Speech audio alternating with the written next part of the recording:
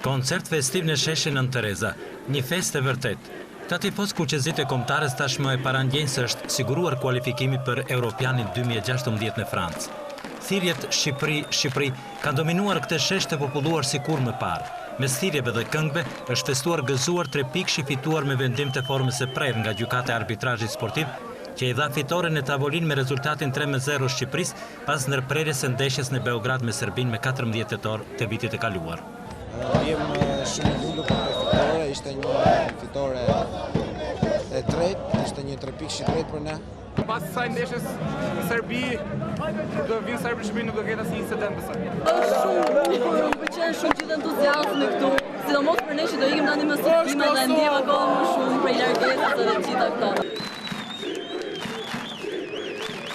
Në Tiranë festa vazhdon, emocionet mes tifozëve janë të forta, por edhe të arsyeshme. Shqipëria mori atë që ju mohuan në 2 shkallët e drejtësisë e futbollit evropian UEFA. Drejtësia vonoi për gati 9 muaj, por e drejta fitoi. Kombëtarja kuqezi me 10 pikë edhe një ndeshje më pak ka shanse reale të kualifikohet për në Europianin 2016 në Francë.